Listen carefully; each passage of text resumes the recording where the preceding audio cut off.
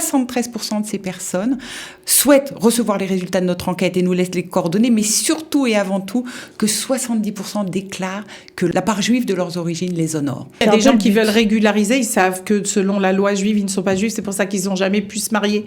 Comme nous a dit un des témoins, assez juifs pour aller à Auschwitz, mais pas assez pour passer sous la roupa. Ces gens, il y en a qui cherchent la voie de la conversion, on va les orienter vers ce qui existe. On propose très bientôt un site internet avec des lectures, avec des conférences.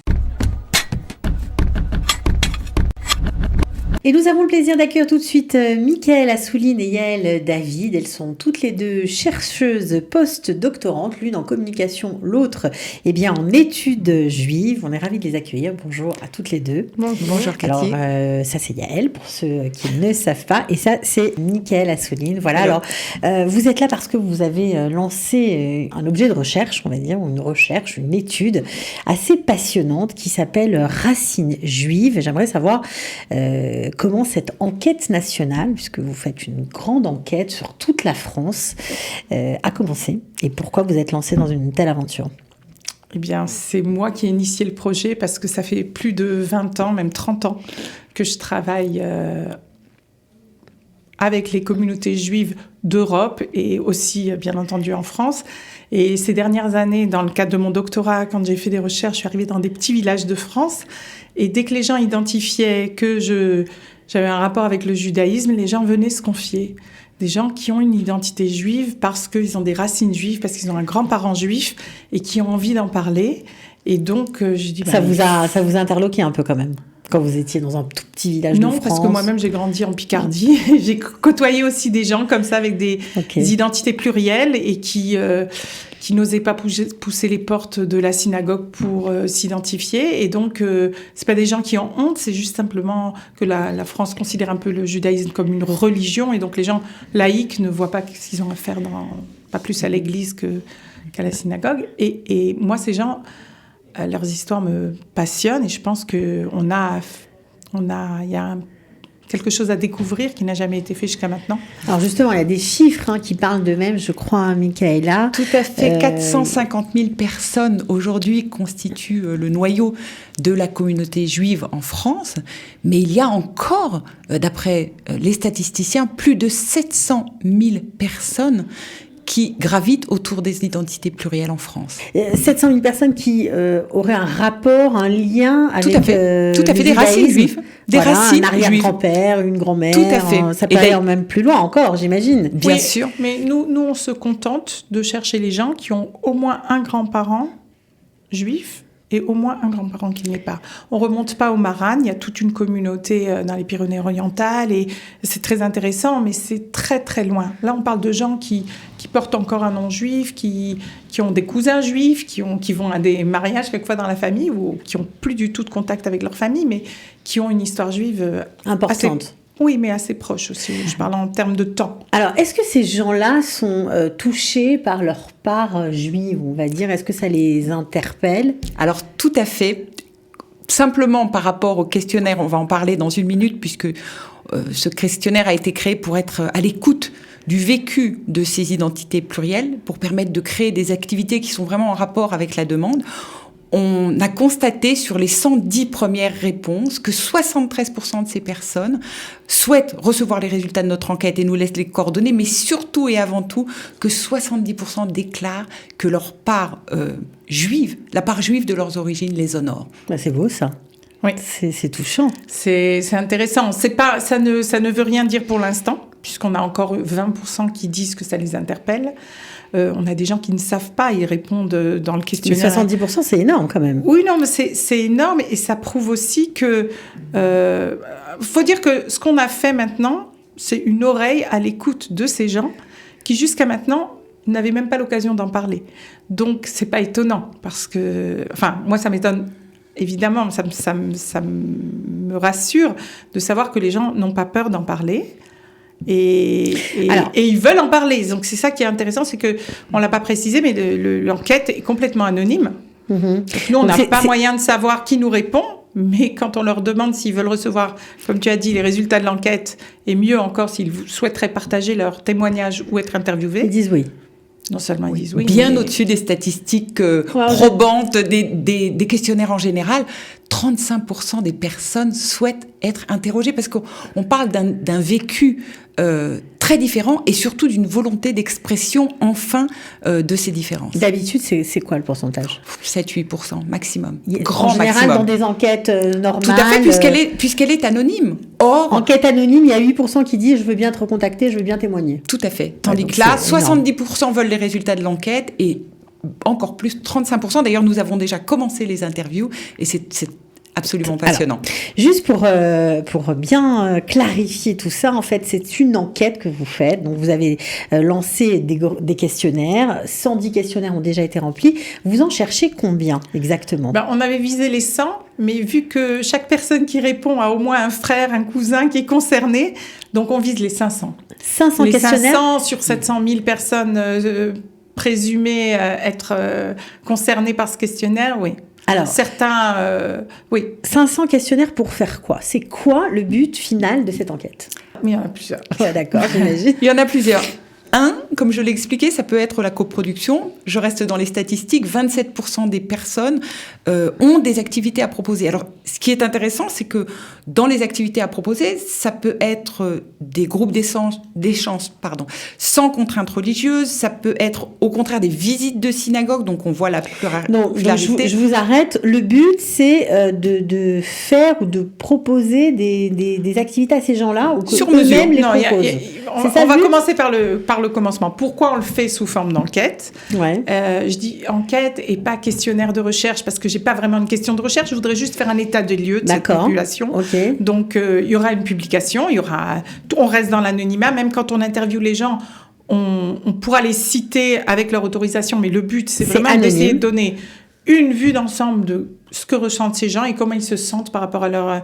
Quelle est la part que prend cette racine juive dans leur identité générale. D'accord, donc ça c'est un des buts. Donc ça sera une première chose qui va ouvrir les yeux, d'après moi, de beaucoup d'institutions qui s'intéressent au peuple juif. Bien sûr. En Israël ou en France. Et pour moi, c'est très important parce qu'on est vraiment sous l'iceberg. On va dans des populations qui ne sont pas... répertoriées, qui ne sont pas communautaires. Ok, d'accord, donc ça c'est intéressant. Donc ça, c'est la première chose. Maintenant, étant donné qu'on est à l'écoute et que les gens nous demandent... D'abord, je pense qu'il y a beaucoup de gens qui ne savent pas que les réponses à leurs demandes existent déjà, comme des cours d'histoire en ligne, des rencontres, etc. Et puis nous, on est déjà passé à l'action. Il y a plein de gens, enfin pas plein, mais une personne, par exemple, qui aimerait être enterrée en tant que juive, elle a 80 ans aujourd'hui, son papa n'est pas juif, elle n'arrive pas à prouver ses origines juives. Donc je suis en train de l'aider, parce que sinon c'est une conversion, quoi, avant de... D'accord. Et donc... Elle étudie le judaïsme depuis 10 ans dans la vue d'une conversion, mais étant donné qu'elle a trouvé ici une canne à pêche à laquelle s'attacher, nous, on l'aide avec une équipe à essayer de retrouver la preuve qu'effectivement ses parents étaient juifs, sa maman était juive, donc elle est juive. Et donc elle peut être enterrée comme juive. Donc en fait, si je vous entends, c'est répondre à leurs besoins, leurs questions et éventuellement créer des activités sur mesure pour eux. Tout à fait. Oui, puis il y a des gens qui veulent régulariser, ils savent que selon la loi juive, ils ne sont pas juifs, c'est pour ça qu'ils n'ont jamais pu se marier. Comme nous a dit un des témoins, assez juif pour aller à Auschwitz, mais pas assez pour passer sous la roupa. Et donc, ces gens, il y en a qui cherchent la voie de la conversion, on va les orienter vers ce qui existe. On propose très bientôt un site internet avec des lectures, avec des conférences. Effectivement, il y a beaucoup de demandes d'organiser des éventages d'actions pour renforcer le sentiment d'appartenance, pour comprendre la culture juive, pour essayer effectivement d'avoir des cours, mais pas seulement sur l'identité, également vraiment sur l'appartenance, sur l'histoire, sur la culture. On en parle beaucoup, de la culture juive. Très souvent, c'est ce qui leur permet à eux, c'est la petite porte d'entrée pour se rapprocher, pour ensuite arriver à l'identité et parfois à la religion. Donc évidemment, on va dire, les gens que vous cherchez sont plutôt en France. Ah oui, oui. C'est même carrément on a des gens qui nous répondent, il y en a aussi qui sont de France, mais qui vivent momentanément à l'étranger. Ça marche pas. Ça marche aussi. Mais voilà, j'en ai un qui est en Thaïlande en ce moment. Quand il reviendra en France, il trouvera les activités, mais venir nous rejoindre à Prague au printemps, alors ça fait un peu loin, quoi. Mais voilà. Et oui, parce que vous avez déjà commencé, vous organisez un voyage, vous allez vous donner rendez-vous. Le secret, c'est l'écoute. Mais c'est ça. Nous, on n'a rien à proposer. Mais quand les gens nous demandent, Mais On tend l'oreille. Vous n'avez rien à proposer, mais vous êtes quand même dans l'action. Donc, ce voyage-là va avoir lieu quand ? Au printemps, on le diffusera. On ne peut le diffuser, puisque c'est anonyme, qu'aux gens qui ont souhaité garder le lien avec nous. Ouais. Donc, si les gens veulent nous contacter, c'est possible. Un mail. On va donner le mail. Et donc, les gens qui ont rempli le questionnaire, qui ont marqué cette volonté de participer à un voyage, on organise le premier voyage. Il y en aura d'autres. Ça s'appelle les voyages sur les traces du judaïsme européen. Et donc, avec un guide et puis moi-même ou une personne de notre équipe, on fait un travail de recherche identitaire et peut-être de réponse. Il faut préciser quand même, ce qu'on n'a pas encore dit, que vous n'êtes pas que toutes les deux dans ce très beau projet. Vous êtes une douzaine de chercheurs, notamment avec des gens assez prestigieux comme Dov Maimon, qui est dans votre équipe. Il y a aussi des rabbins, des présidents de communautés, beaucoup de gens. Est-ce que, depuis que ce projet a été mis en branle, je me tourne vers vous, Michael, vous avez eu des témoignages saisissants qui vous ont marqué ? Nous avons eu des témoignages absolument magnifiques. La première chose que nous avons constatée, c'est l'importance du patronyme. Et ça, c'est vraiment très important. Il y a beaucoup de gens qui s'appellent David Lévy et qui ne sont pas juifs, mais qui sont vus, qui sont aux yeux des autres, aux yeux des Français juifs. D'un autre côté, quand ils rentrent dans une communauté, ils ne se sentent pas légitimes et ils ne sont pas légitimisés. Donc, ces personnes-là, par exemple, nous demandent la possibilité d'assister à des offices en présentiel. C'est-à-dire d'être légitimité dans cet acte d'être dans une synagogue. D'un autre côté, nous avons, comme Yael l'a précisé, des personnes qui s'appellent Jean-Paul Dupont, mais qui sont juifs et qui donc peuvent... C'est fou, hein ?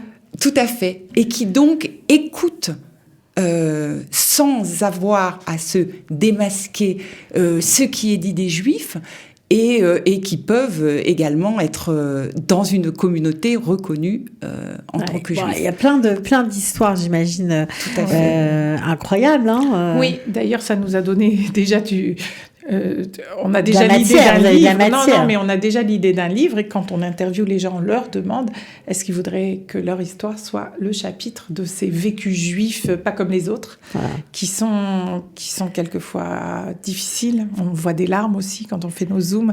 On est très émus.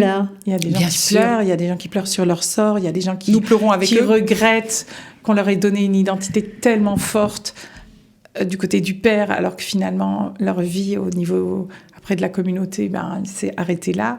Encore une fois, on n'est pas du tout dans le jugement, on est vraiment dans l'écoute. Et si on peut tendre des mains et aider les gens à se mettre sur une voie, encore une fois, c'est pas du missionnarisme du tout. Non. Ça ne s'arrêtera pas qu'au côté scientifique. Me connaissant. Ça passera par l'action. Alors, puisque vous n'êtes pas toute seule, qu'il y a des chercheurs derrière vous, que vous venez ici pour parler de ce sujet, j'imagine que vous attendez des choses de l'émission, que c'est pas comme ça simplement pour en parler. Alors, nous avons parlé des 110 réponses, nous avons parlé de notre objectif de 500 réponses. C'est très important pour nous d'avoir quand même... des questionnaires des questionnaires. C'est pas seulement les questionnaires, c'est effectivement des vécus.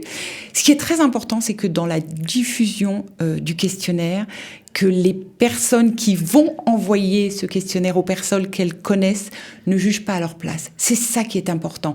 Laissez-les savoir si, oui ou non, elles ont envie de répondre. Oui, je vais expliquer peut-être ça autrement. Il y a beaucoup de gens, donc juifs, même religieux, mais ça n'a rien à voir. En fait, ça a un petit peu à voir, qui ont coupé les ponts avec cette partie de la famille et donc ils disent « Ah oui, effectivement, j'ai un cousin ou je pourrais l'envoyer à ma belle-sœur, mais ça me gêne. » Ne vous gênez pas. Personne n'a tendu cette oreille, encore une fois, cette main, cette oreille, peu importe. Et puis c'est anonyme, donc voilà. C'est anonyme, donc faites passer le message. S'ils remplissent. D'ailleurs, souvent, les gens me disent « Est-ce qu'elle t'a répondu ?» Je ne peux pas savoir. C'est anonyme. Si elle n'a pas laissé ses coordonnées, je ne le saurais pas. Mais il y a des gens qui on ne peut pas arriver à eux. Ils ne sont pas dans les communautés. Vous savez qui est dans les communautés ? Leurs grands-parents. Leurs grands-parents qui font encore les derniers petits minyanes des petites communautés et qui font Kaddish et qui viennent tous les Shabbats. Ils ont des petits-enfants comme ça. Ils ont des frères et des cousins, etc. Il y en a dans les familles. Malheureusement, vu les taux, les statistiques des mariages mixtes en France, il y en a énormément. Donc les gens connaissent. C'est juste faire un petit effort. Je dis ça à vos auditeurs. Ne jugez pas et ne faites pas le calcul des gens à qui vous allez l'envoyer. N'ayez pas peur, ne vous gênez pas en vous disant « il risque de mal le prendre ». Faites-le savoir. Vous pouvez m'utiliser en disant « il y a une chercheuse qui fait si vous voulez répondre, j'ai pensé à toi ». Et donc, répondre à ce questionnaire uniquement les gens qui, je vais le préciser, c'est anonyme, des gens adultes, donc majeurs, qui ont au moins un grand-parent juif et au moins un autre qui ne l'est pas. Bon, alors, on a un cas particulier de quelqu'un qui a 4 grands-parents juifs, mais la maman s'est convertie au christianisme, donc celui qui répond n'est pas juif.